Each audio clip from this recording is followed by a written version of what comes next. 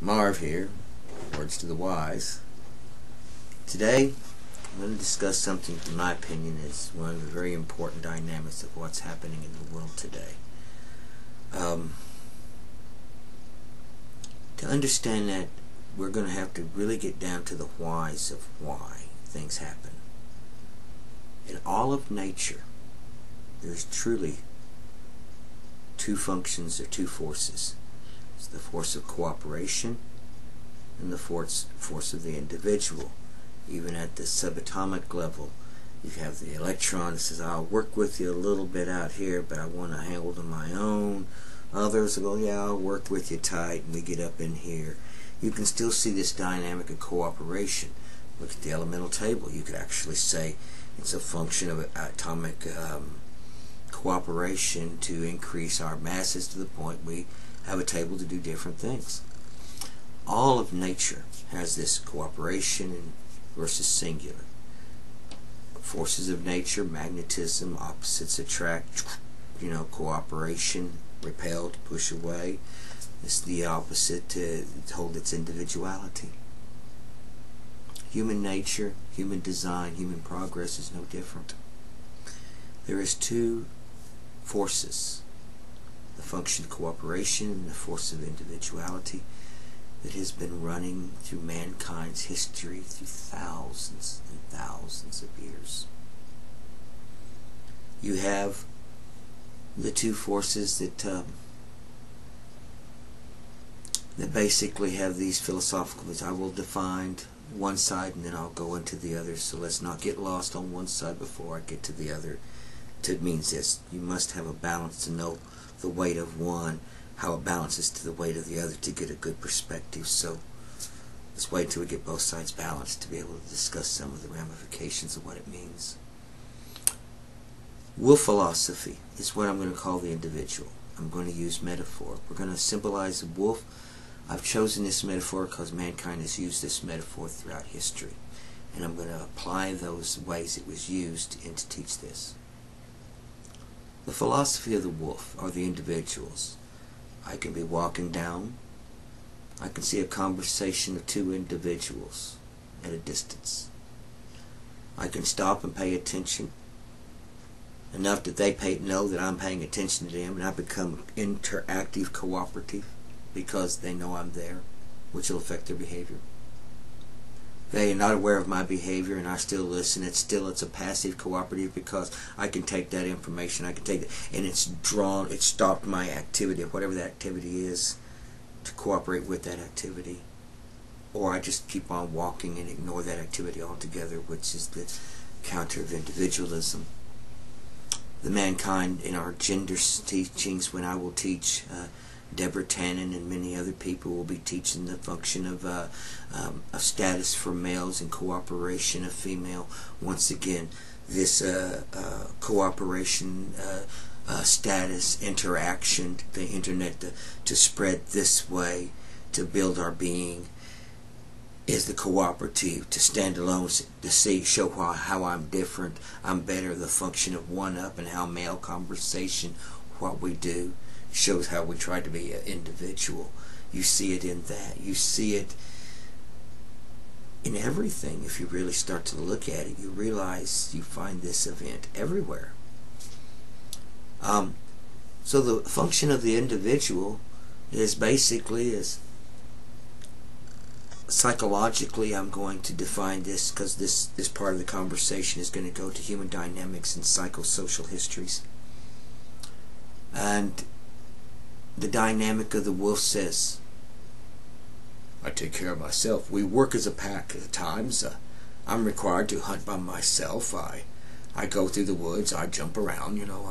I wolf, and I kill small game, and I take it back to my den. And if sometimes we get together, and we, as a pack, we will go and take down a big animal together. Now, I may not be the top wolf, and I may not get the first pick, but I was part of that takedown. And I will get meat, and I will get to take it home to eat on myself, or take it to my mate and my cubs. And if any other wolf or animal in that forest tries to stop me and take my meat without my will, I have the right to protect that meat. I can kill that creature. that took it and gained respect from the other animals and the wolves for doing that very measure. I am personally responsible for my own activities. I'll accept the judgment, behavior, or social activities of the pack. If I do not like the pack's where they place me in the pack, I don't like the arrangements, I can leave the valley. I can go somewhere else and I can be a wolf by myself. I can take my mate. I can go and do this by myself. I can leave. If we get together and we don't like the wolf's behavior and it refuses to leave, we can run it out. If it's a rabid wolf, we can behavior is unacceptable, we'll destroy it if we have to. Make it leave. Not to disrupt the harmony. But we still have to respect our own ability to do certain things, and we fight for what we hold. And we know that if I'm out in the forest and I get into a jam, if I howl, other wolves are going to come to my aid. And I know that because if one of those wolves of my pack howl, I'm going to come to his aid. Because if I don't, as a pack, we're destroyed.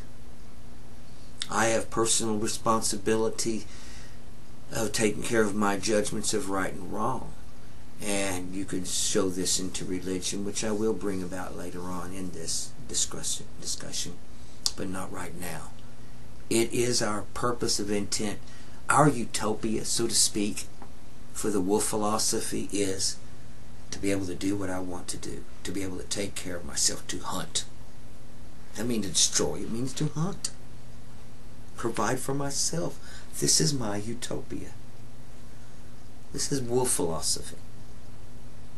Now the other side of this coin, the cooperative nature, is in its nature cooperative will have two entities, and we're going to call this the shepherd and the sheep. Now the sheep believe, they say, they want their utopia, and their agreement with the shepherd is this. The sheep say, we're going to put you in charge. You are responsible for meeting our needs, so we can go out and do our wants. That is the way we seek our utopia, is to do what we want in a place where our needs are met. And shepherd, your job is to provide for those needs so we can do our wants. And in return, we will allow you to share us of our wool once or twice a year to meet those needs and provide for us so we can go out and hunt and be happy. Now, it doesn't take long for the shepherd to realize that I'm responsible for life and death issues. I'm responsible because of where we're going to get the food, where we're going to get the water. I soon realized that as the shepherd, I can sacrifice one group of sheep for the benefit of this group of sheep, and if these group of sheep over here are still able to obtain their wants and their needs are met, and you can give reason and glory and show that their sacrifice was for the group, they will allow you to do it. Over and over again in history this has happened. Now, to understand the mechanism, once you appoint the shepherd, this is a philosophy. The shepherd himself is not an individual entity. This is a philosophy. So to be able to meet the needs for the shepherd's philosophy, you create sheepdogs. This is government. I don't care what kind of government. Anything that regulates or does a society that sets up this thing is government, is sheepdogs. Sheep eat the grass.